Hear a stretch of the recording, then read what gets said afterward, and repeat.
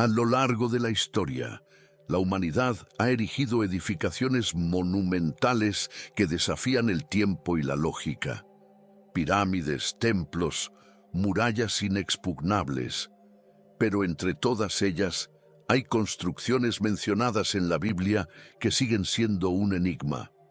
Algunas han sido descubiertas por la arqueología, otras permanecen ocultas bajo las arenas del tiempo, y otras tantas parecen desafiar las leyes de la física y la razón. ¿Cómo pudo Noé construir un arca de dimensiones colosales sin tecnología avanzada? ¿Qué fuerza misteriosa derrumbó las murallas de Jericó solo con el sonido de trompetas? ¿Cómo pudo Salomón levantar un templo con oro puro en una era donde los recursos eran limitados?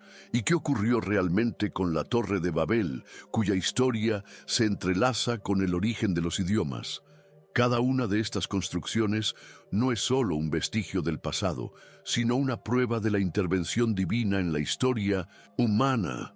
Hoy, arqueólogos e investigadores intentan descifrar sus secretos, pero hay cosas que la ciencia aún no puede explicar. ¿Estamos ante pruebas tangibles de los milagros de Dios? ¿O son simplemente leyendas antiguas? Acompáñame en este recorrido a través del tiempo, donde exploraremos estas edificaciones desde una perspectiva histórica, arqueológica y sobre todo espiritual. Porque más allá de las piedras y los cimientos, cada una de estas construcciones guarda un mensaje poderoso para nuestra vida hoy. Prepárate, porque lo que descubrirás puede cambiar tu manera de ver la Biblia para siempre.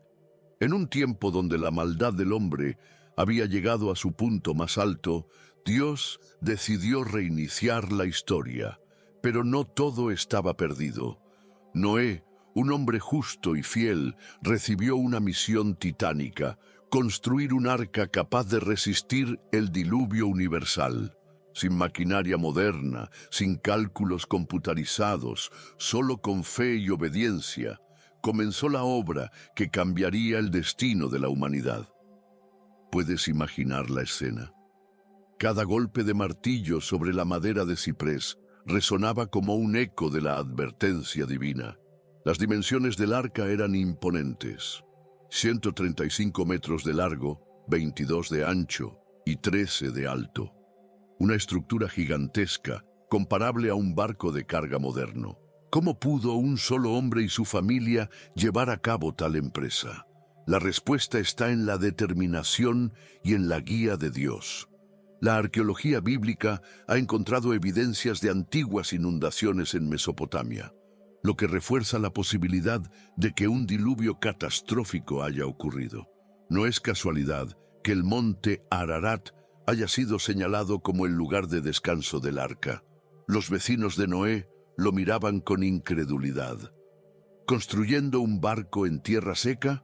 ¡Estás loco!, se burlaban. Pero él no se dejó intimidar. Día tras día, tabla tras tabla, el arca fue tomando forma. Así es la fe: actuar sin ver, avanzar cuando todos dudan. En la vida, muchas veces enfrentamos desafíos que parecen imposibles, pero si seguimos la voz de Dios, lo que hoy parece un problema insuperable, mañana será un testimonio de victoria. Cuando el arca estuvo lista, llegó el momento de lo imposible: reunir a los animales. La Biblia dice que vinieron en pares, guiados por la mano de Dios. ¿Cómo explicar este fenómeno? La ciencia y la fe se entrelazan en este misterio. No era Noé quien los traía, sino el mismo Creador quien los convocaba. Esta escena nos recuerda que cuando Dios nos da una tarea, también nos proporciona los recursos para cumplirla. Las primeras gotas comenzaron a caer. Luego, un torrente incesante cubrió la tierra. Imaginen el terror de quienes se burlaban de Noé. Golpeaban la puerta del arca, gritaban pidiendo entrar. Pero era demasiado tarde. Dios mismo había cerrado la puerta. Una lección poderosa: la gracia está disponible ahora, pero llegará el día en que la puerta se cerrará. Jesús mismo comparó su regreso con los días de Noé, Mateo 24, 37, 39. Dentro del arca, el tiempo transcurría con incertidumbre. La tormenta rugía afuera, pero dentro Dios estaba con ellos. A veces en la vida enfrentamos tempestades que nos hacen sentir a la deriva, pero si estamos en el arca de su voluntad, ninguna tormenta nos hundirá. ¿Cuántas veces nos desesperamos en medio de la espera? Noé nos enseña que confiar en Dios implica paciencia y fe. El diluvio cubrió montañas, arrasó ciudades, limpió la maldad. Pero después de 40 días, la lluvia cesó. Noé envió un cuervo que no regresó. Luego una paloma que volvió sin encontrar tierra. Finalmente, otra paloma trajo una rama de olivo, la señal de que la vida renacía. ¿Cuántas veces hemos buscado señales de esperanza en medio de la prueba? Dios siempre envía su confirmación en el momento justo. Cuando las aguas bajaron, el arca descansó en el monte Ararat. No fue casualidad. Ese monte se convertiría en un símbolo de un nuevo comienzo. Aquí surge una pregunta fascinante. ¿Existen restos del arca hoy?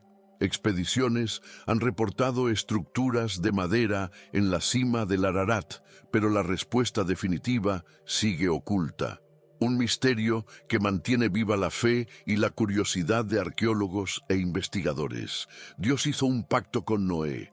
Nunca más destruiría la tierra con un diluvio. Como señal, puso el arco iris en el cielo. Hoy, ese arco sigue recordándonos su fidelidad. Pero, ¿cuántas veces olvidamos los pactos de Dios con nosotros? Nos preocupamos, dudamos, cuando en realidad su promesa sigue en pie. No temas, porque yo estoy contigo. Isaías 41:10. El arca fue más que un refugio, fue un símbolo de salvación. En el Nuevo Testamento, Pedro la compara con el bautismo. 1 Pedro 3:20-21. Así como el agua purificó la tierra, el bautismo simboliza nuestra muerte al pecado y un nuevo comienzo con Cristo. Cada persona que entró en el arca fue salva. Hoy nuestra arca es Jesús. Solo en Él encontramos salvación. El relato de Noé nos deja una enseñanza poderosa. Obediencia, fe y perseverancia traen recompensa. ¿Qué habría pasado si Noé hubiera dudado? ¿Si hubiera renunciado al ver las burlas? La historia nos reta a seguir construyendo nuestro arca, aunque el mundo no entienda. Porque al final, aquellos que confiaron en Dios serán los que permanecerán en pie. Y así, cuando Noé y su familia salieron del arca, pisaron tierra firme y erigieron un altar en gratitud. Adoraron al Señor, sabiendo que habían sido parte de una nueva etapa en la historia de la humanidad. Pero la historia de la intervención de Dios en la tierra no termina aquí. En otra época, en otra tierra, un sonido resonaría con el mismo poder del diluvio. No serían gotas de lluvia, sino trompetas.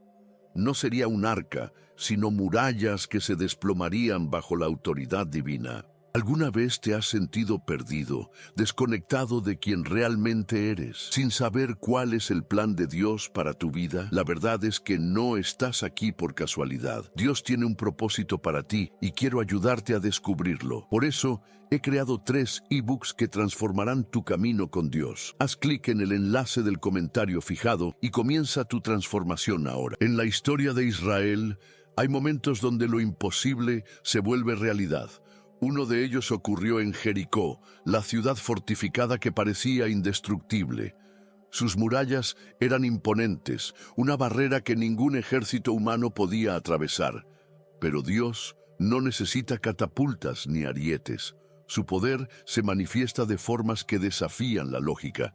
Y así, con trompetas y fe, las murallas cayeron. Cuando los israelitas llegaron a la tierra prometida, Jericó se alzó como el primer gran obstáculo.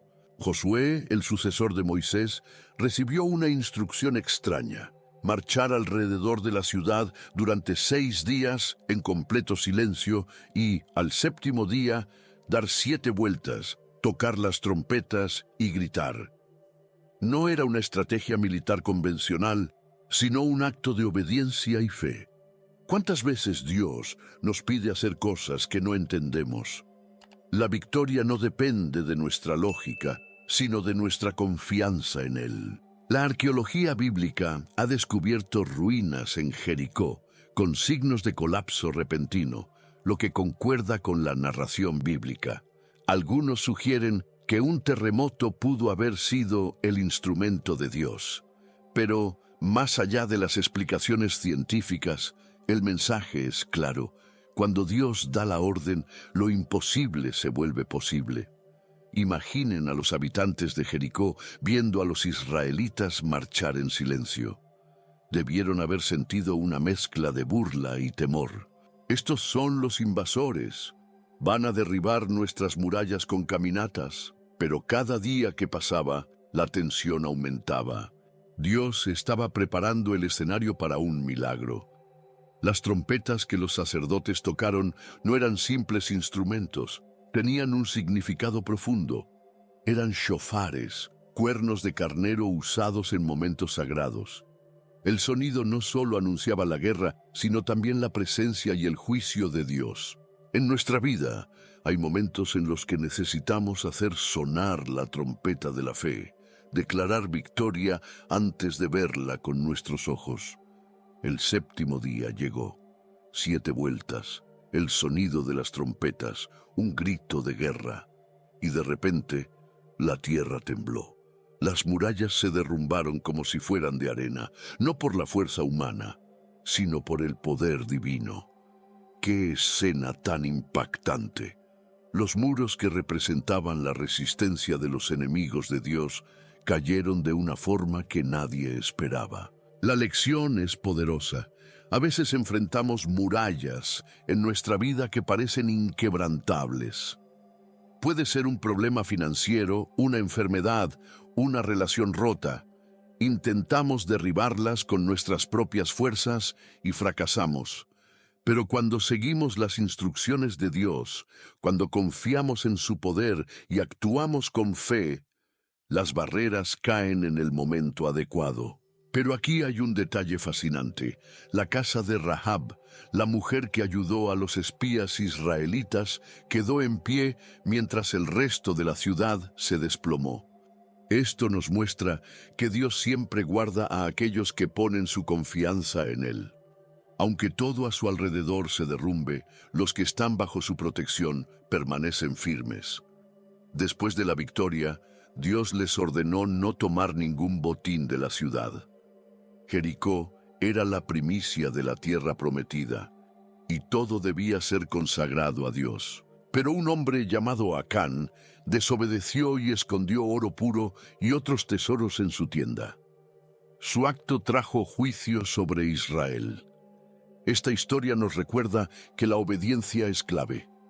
Lo que parece pequeño para nosotros puede tener consecuencias enormes. Las murallas de Jericó nos enseñan que no hay barrera que Dios no pueda derribar. Pero la verdadera pregunta es, ¿estamos dispuestos a marchar en obediencia aunque no entendamos el plan? Porque la victoria viene no cuando nosotros peleamos, sino cuando dejamos que Dios pelee por nosotros. Esta no fue la última vez que Dios usó un terremoto para mostrar su poder. En otro momento de la historia, un gran temblor sacudiría los cimientos de otra estructura. No serían murallas, sino un templo construido con oro puro, que se convertiría en el símbolo de la gloria y la presencia de Dios en la tierra.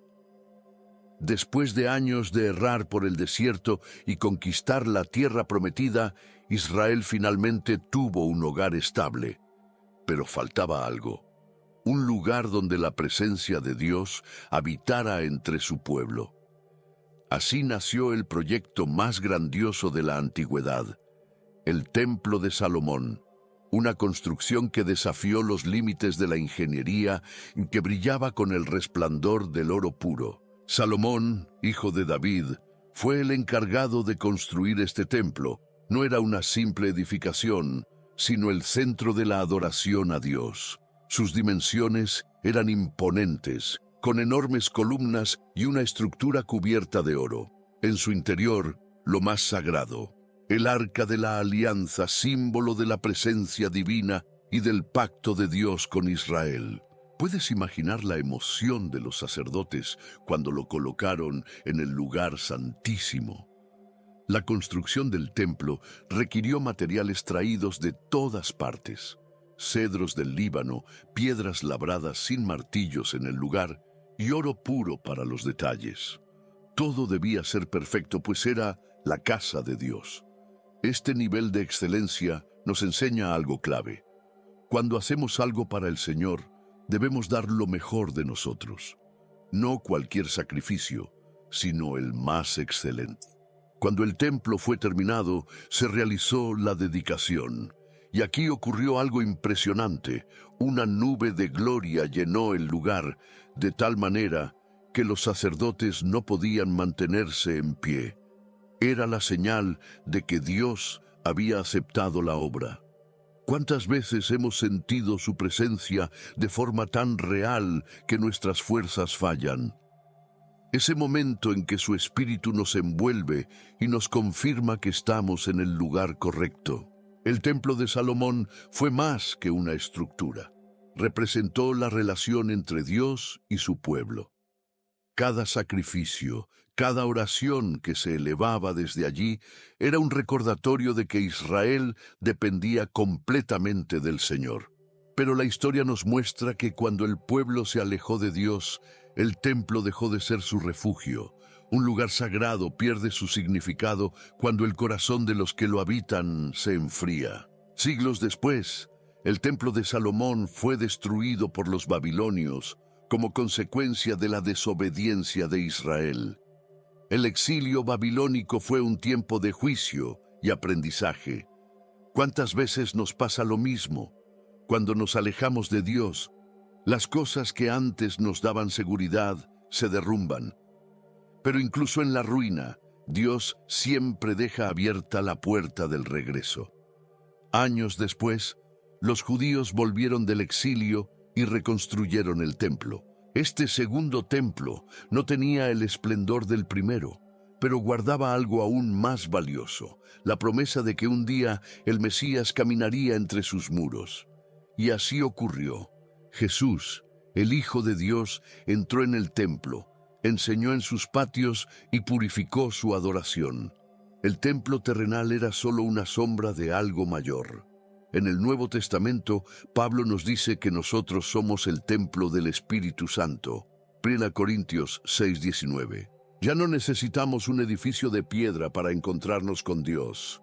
Ahora su presencia habita en nosotros. ¡Qué privilegio tan grande!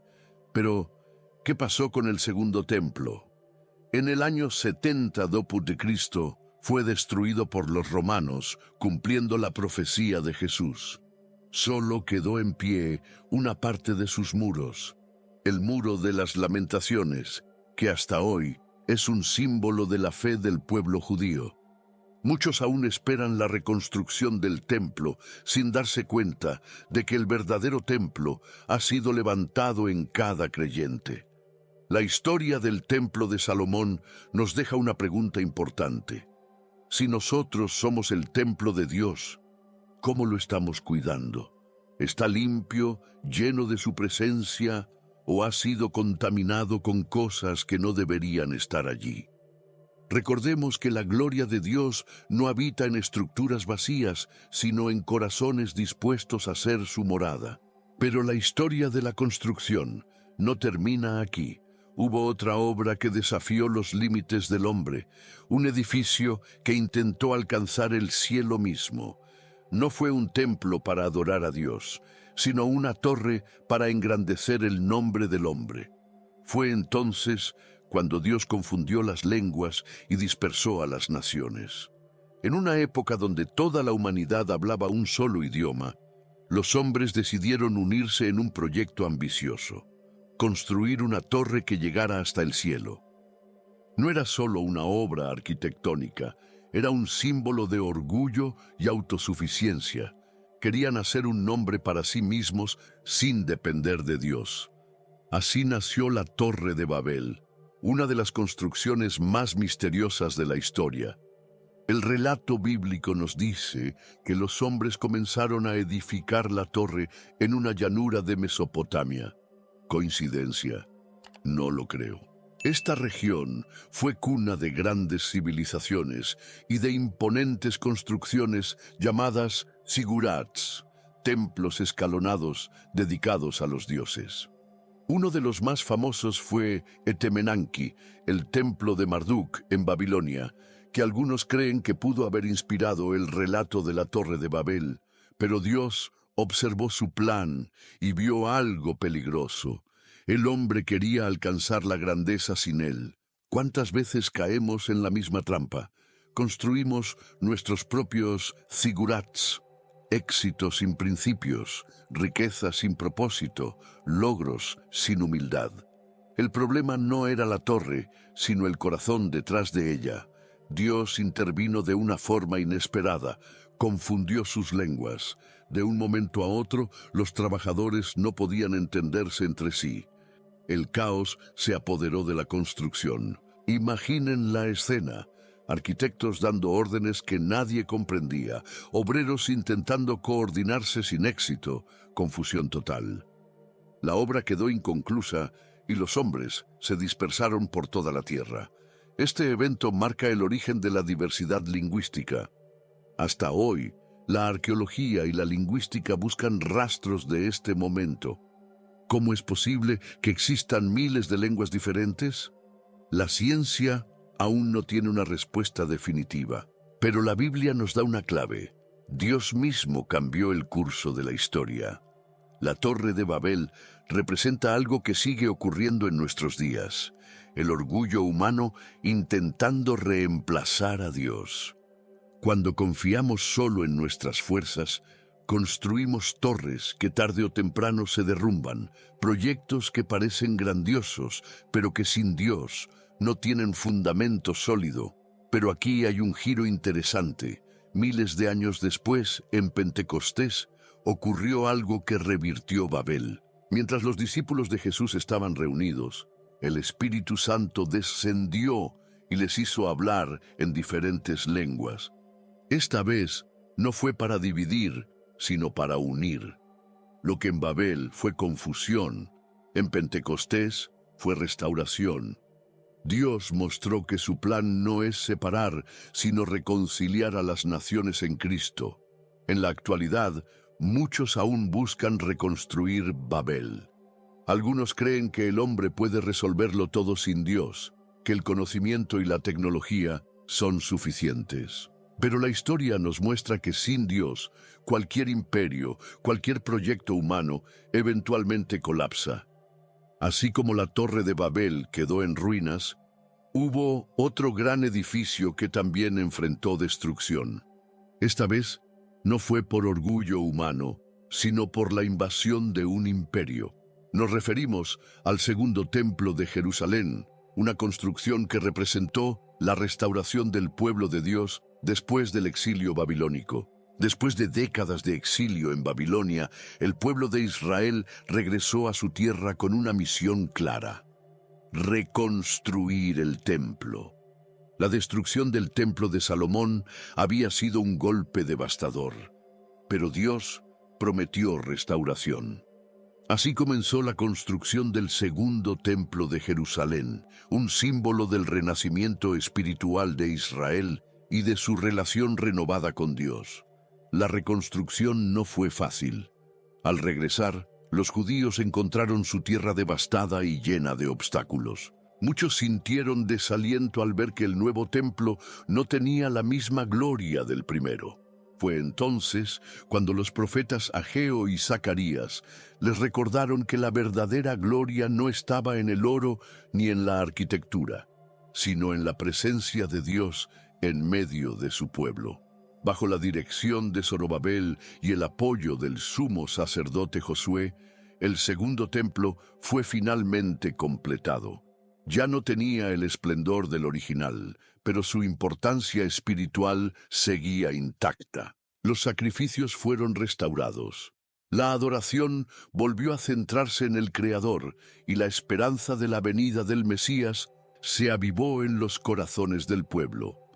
Siglos después, el rey Herodes el Grande llevó a cabo una impresionante expansión del templo. No lo hizo por devoción, sino por motivos políticos. Quería ganarse el favor de los judíos. Su ambicioso proyecto convirtió el templo en una de las edificaciones más majestuosas de la antigüedad. Sin embargo, su corazón no estaba alineado con Dios. Este episodio nos recuerda que lo exterior no siempre refleja lo que hay dentro. Un templo hermoso puede estar vacío de la presencia divina. El segundo templo fue testigo de momentos cruciales en la historia de la humanidad. Fue en sus patios donde Jesús enseñó con autoridad, sanó enfermos y desafió a los líderes religiosos.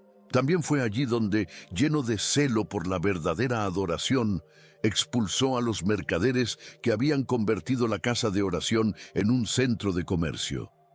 Sus acciones demostraron que el templo debía ser un lugar santo, no un espacio de corrupción y avaricia. Sin embargo, Jesús también dejó una profecía impactante. No quedará piedra sobre piedra. Mateo 24:2. Y así ocurrió. En el año 70 de Cristo, los romanos, liderados por el general Tito, destruyeron el segundo templo. Las llamas lo consumieron y su oro se derritió, filtrándose entre las grietas de las piedras. Para recuperar el oro, los soldados derribaron cada bloque, cumpliendo exactamente las palabras de Jesús. Desde entonces, el templo nunca fue reconstruido. El muro de las lamentaciones, lo único que quedó en pie, sigue siendo un lugar de oración y devoción para el pueblo judío. Muchos anhelan la reconstrucción de un tercer templo, pero la Biblia revela que el verdadero templo de Dios ya no es un edificio de piedra, sino Cristo y su iglesia. Hoy, esta historia nos deja una profunda enseñanza. Dios no habita en estructuras materiales, sino en corazones dispuestos a ser su morada. Así como el segundo templo representó un nuevo comienzo para Israel, nuestra vida también puede ser restaurada cuando permitimos que Dios sea el centro. No importa cuán destruida parezca nuestra historia, en Él siempre hay oportunidad de renovación. A lo largo de este recorrido, hemos visto cómo las grandes construcciones bíblicas no solo fueron proezas arquitectónicas, sino manifestaciones del poder y la voluntad de Dios. Desde el arca de Noé, que salvó a la humanidad del diluvio, hasta el segundo templo de Jerusalén, símbolo de restauración, cada edificación nos deja una lección que trasciende la historia y llega hasta nosotros. Pero más allá de los ladrillos y el oro puro, la pregunta es personal. ¿Qué estamos construyendo en nuestra vida? ¿Estamos edificando sobre fundamentos sólidos o sobre arenas movedizas?